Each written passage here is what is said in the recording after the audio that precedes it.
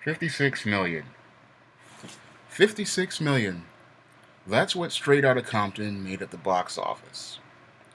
It just boggles my mind how these Negroes will sit here and support the very same products which perpetuate the very same stereotypes they complain about. Last year, No Good Deed was a movie perpetuating a stereotype about a black brute. And that movie opened number one at the box office at 25 million and then went on to make $50 million. This year, you have Straight Outta Compton, a biopic about these NWA minstrels, and it goes on to make $56 million. And then we'll have black people say, you know, we need these type of movies. It shows me how backwards these Afro-American Negroes truly are regarding their own image and their own perception of self. Because here you are supporting the very same products you say that you are against. And what has me really upset is the Negro will sit here and say he wants change, but then goes out and supports the very same things that are leading to his own destruction. And I'm going to go into several arguments as I talk about the history of this NWA and how they were used by white liberals to co opt hip hop. Because, you see, if you understand hip hop and you grew up with hip hop like I did back in the 80s when it first started, the original message of hip hop created by people like your Cool Hercs, your Africa Bombadas, your Cool Modis, your Grandmaster Flash and the Furious Five, the original intention of hip hop was to present a positive image of African Americans. The original intent of rap was to talk about black empowerment, black pride, and black responsibility. But when the NWA came along in 1989, they were used as tools to perpetuate the narrative of the white liberal. The whole point of the NWA was to co opt hip hop and take it away from its original message and then make it into the white liberals' message. And since then, the whole message of hip hop has become part of the white liberals' narrative. And that narrative is preaching that the Negro is a victim. Because if you listen to many old school songs like KRS-One's Criminal Minded or the group album Self Destruction, they all preach about personal responsibility, personal accountability, especially the song Self Destruction, because the group ensemble song Self Destruction talks about black on black crime and how black on black crime hurts black people. And these songs were made before 1988. And also, you had Chuck D, who was also part of Public Enemy. He was rapping about things like police brutality and racism far before your Negroes with Attitude ever showed up on the scene. If you listen to the songs of your KRS-One and your Chuck D, you will see that these been not only rapped about these issues in the black community, such as police brutality and racism, they also spoke out about them on public forums. And what happened is the NWA fit with the white liberals' narrative regarding Afro-American men. You see, Chuck D and KRS-One did not fit the narrative. Both Chuck D and KRS-One, even though they dressed street, they wore their pants to their waist, they walked like men, they spoke articulately, they were very intelligent because Chuck D went to college, and I think KRS-One, he's a well-educated, articulate man, and that did not fit the narrative that the white liberal wanted regarding the Afro-American Negro, because the white liberal did not like rap music when it first came out. And he did not like it because it was, again, preaching a message of black pride, black empowerment, and most importantly, personal responsibility and personal accountability, and taking control of your own community. They did not like that message. So they sought to change the narrative. And this is one of the reasons why your NWA, was founded in Hollywood by these Madison Avenue and Hollywood people. They wanted a rap group that fit their narrative, and they wanted rap that fit their narrative, because the rap at the time, again, in the 80s, a lot of the rappers, they were presenting positive images of African Americans. They were presenting balanced images of African Americans. They were presenting diverse images of African Americans, because at the time we had many different rappers. We had, Public Enemy and KRS-One, who were speaking political. You had Slick Rick, who was from the UK. You had Moni Love from the UK. You had the Cookie Crew from the UK. You had female rappers like Roxanne, and then you had MC Light and Queen Latifah, and they were speaking about, black female pride and black female empowerment. Then you had comedy rappers like your Biz Markie and your Kid and Play. And then you had serious lyricists like your LL Cool J, your Cool Mo D, and your Rakim. And it was so many different rap acts. They were all unique. They were all special. But the white liberal did not want diversity in hip hop to show you, that there were different um, shades of black, and he didn't want different images of black because he did not like the idea of everything being different. Because again, you cannot fit something into a narrative if everybody's expressing themselves in different ways. So the liberal comes along, and here comes the NWA with F the Police and all these other, dysfunctional narratives. And everything that this NWA does pretty much fits within the white liberals' narrative regarding hip hop, and his narrative for African Americans. Because if you look at the NWA and the image of these NWA minstrels, it fits right in line with the stereotypes perpetuated about the Negro in the 1970s in blaxploitation films, and the minstrel images presented of African Americans in the 1930s. And many Negroes, because they don't know their history, could not connect dots back then in 1989, and they still sadly can't connect dots here in 2015, 26 years later. They still can't see that what happened with the NWA was it was a plan to co-opt hip hop and take it away from its roots of black empowerment, black responsibility, and black pride, and then make it fit into the white liberals' narrative of victimization, because that's all the NWA really preached to the African American Negro in their music. Now, a lot of people, they got emotional and they identified with what these Ice Cube and the rest of these minstrels were saying, talking about how police did them wrong. But that was meant, again, to play on the Negroes' emotions. When you listen to the narrative that they're presenting, again, it fits within the narrative of victimization that the white liberal has been preaching for the last 4 decades, which is, I'm a black man, I'm being oppressed by a white man, the white man is responsible for me being in this situation, and there is no sense of personal accountability or personal responsibility in any way, shape, or form in any of that West Coast hip hop, except for maybe MC Hammer, who also preached personal responsibility. He also did singing and dancing. He owned the whole thing. Is MC Hammer owned his own music. He owned his own record label. But these corporate shills, these gangster rappers, most of them were corporate shills who were owned by the Big Six media before they became the Big Six media. And they were preaching the message that the white liberals wanted to hear regarding black people. They were presenting the image that the white liberal wanted to see regarding black people, because they did not like the ideas that of these black people who were presenting themselves, as intelligent, and more importantly, presenting themselves as unique individuals. Because if you looked at rap in the 80s, each rapper had his own style, each rapper had his own voice, each rapper had his own personality. But if you look at this NWA, and you look at the rappers who came after the NWA, most of them, they all fit the same image of a sagging pants, walking in a swagger, using a whole bunch of profanity, hypersexualized, hyper-masculinized image of black manhood. And that, if you go back again and look at that image of black manhood, and you compare that black image of manhood to the blaxploitation movies of the 70s, and you compare that image to the black brute images of the 1930s, you'll see all three are pretty much the same. This is why I say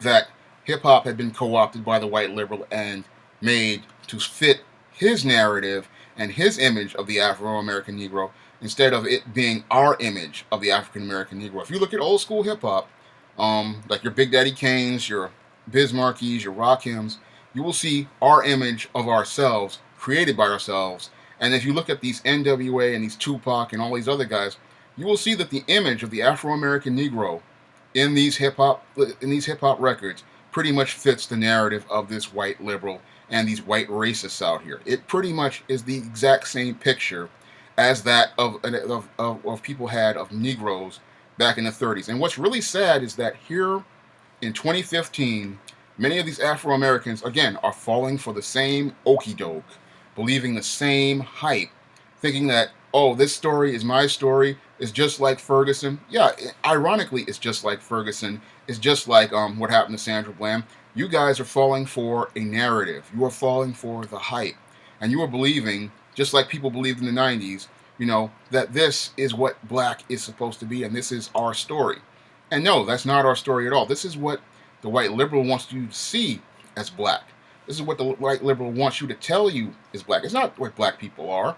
That's what they want you to see, and that's the image that they want you to see. That we are these victims of racism and white supremacy. Yes, people run into racism. Yes, they run into white racism all the time. I ran into racism on jobs I was working at. But the way they present it is that there is no sense of accountability or responsibility. That this Negro is a victim, and that's what the NWA pretty much was. It was presenting the narrative that the black man is always a victim of white people, and that he has no sense of accountability or responsibility for any of his behaviors or any of his actions, or that any of his behaviors or actions, led to him being in the situation that he's in.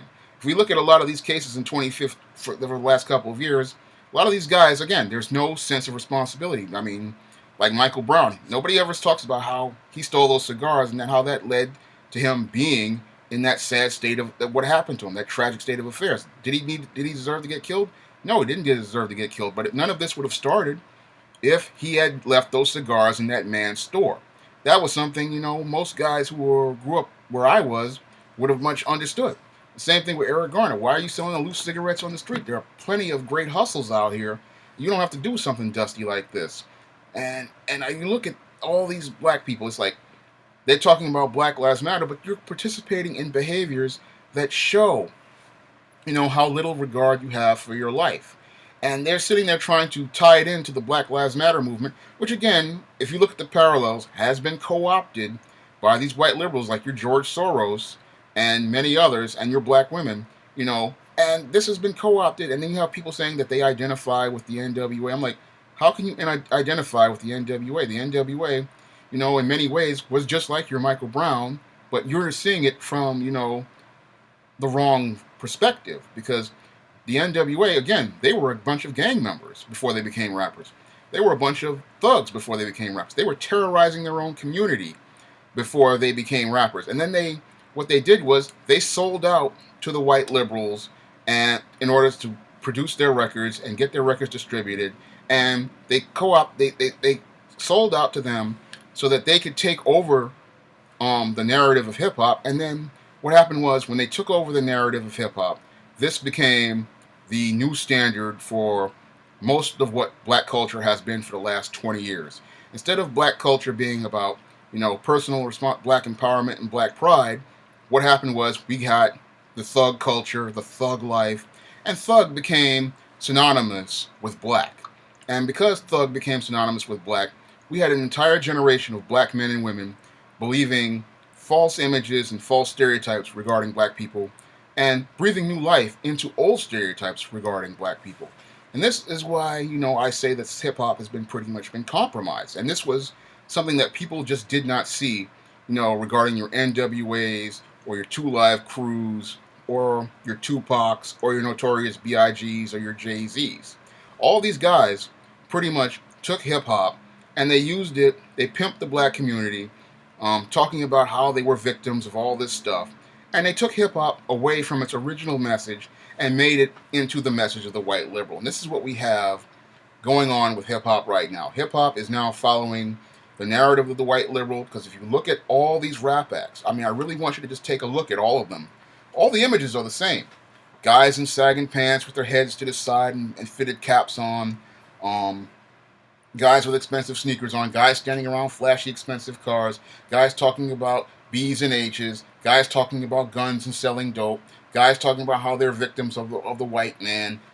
All of it pretty much fits the same narrative.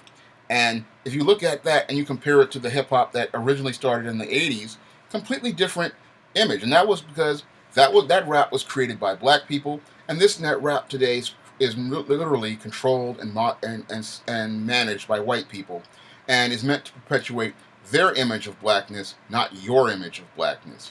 And this is just something that the Negro doesn't understand. He doesn't even understand the ironic parallels is that, your Black Lives Matter movement is also being co-opted the exact same way. And now, because we have people co-opting your same movement, because you Negroes refuse to control your own movements, like you control your own image, but again, your black woman is running Black Lives Matter because your black men are just too weak to stand up for themselves. They're a bunch of cowards. Um, we have the exact same co-opting happening, and we have the white liberal now trying to control that narrative in the exact same way. And the reason why the white liberal wanted to control the image and the narrative of the Negro in both cases is because he saw a way to make money off of this Negro. And that's pretty much proven by the $56 million that the white liberal made on this Straight Outta Compton movie, because I saw, how they spun it, talking about, oh, this movie is culturally relevant, and these Negroes ate that up like government cheese.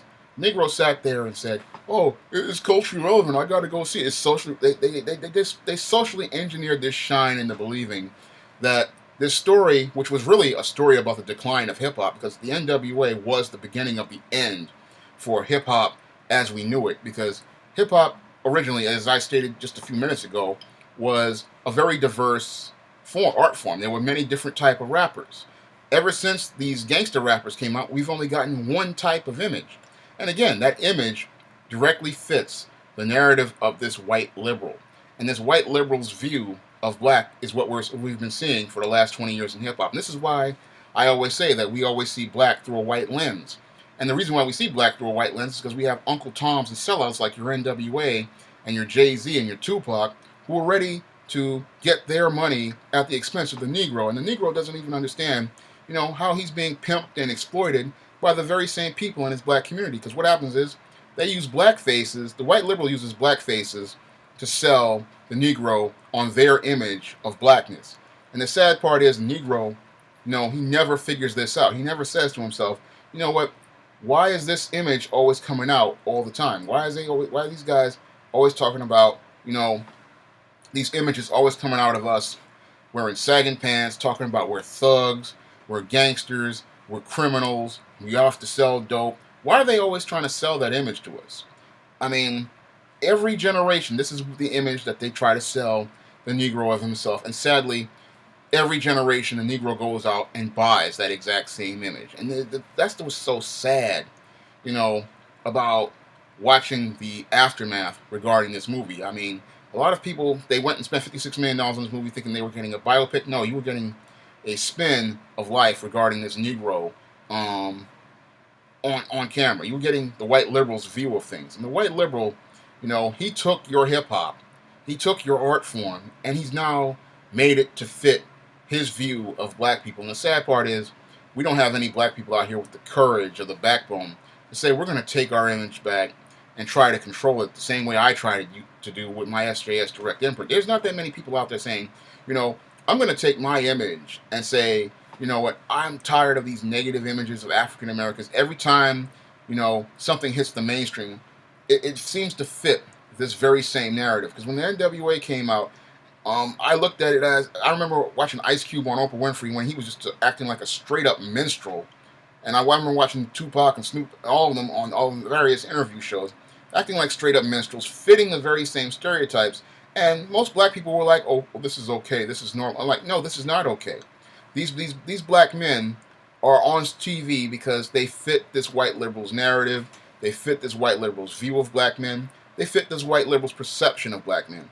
And their perception of black men is that, he's a downtrodden, poor, miserable person who, again, needs to be cleaned up and made into something that's the semblance of human. They can't stand the idea of a black man who can speak articulately, express himself intelligently, and, present his own art and his own image and his own ideas. The whole idea of an African American man who does that intimidates this white liberal, because that man will have opinions of his own, that man will have views of his own, that man will present a perspective of things that is completely different, and he'll be talking about building wealth and creating political policy to help black people, whereas your NWA minstrels, all they're going to do is, take their money and then run off to the suburbs and have their life at your expense. And that's what these guys did. They didn't do what your Bill Cosby did in trying to give people full ride scholarships. I mean, you look at Dr. Dre, who donated millions of dollars to a white college and didn't even think about these HBCUs. And then you think about, your Ice Cube, who's made millions of dollars on black people and has never thought about giving one dime back to any of these Afro-Americans. None of these gangster rappers ever thought once about their own community. None of these guys ever even cared about their own community. All they wanted to do was get theirs, and they were willing to sell out the culture of the African American Negro, and sit there and then live off what they sold out, because that's what they did to hip hop. These guys sold hip hop out to white liberals, and then the white liberals paid them a pittance, a couple of crumbs, and then they want to go live a high life. And this is what happened, sadly, to hip hop, because since then we have watched as the image of the African American went from strong and talking about black pride and black empowerment to becoming the modern day minstrel show that hip hop has become. And this all started again with Straight Outta Compton, and that was that was like the beginning of the end of rap and hip hop as we knew it. And here we are celebrating it with a $56 million box office opening, and continuing to show me, that this Negro, when you present him with the most negative images of himself, he is the first person there to support it, and he'll support it wholeheartedly. I find it sad that a Negro will find $15 to go to a movie that perpetuates a negative image about himself, but won't find $15 to buy a book like this. It's just embarrassing to me that a Negro won't find $15 for this, but they'll find $15 to go buy a movie that perpetuates the very same stereotypes about himself that white racists and white supremacists have been saying about him for the last 100 and some odd years.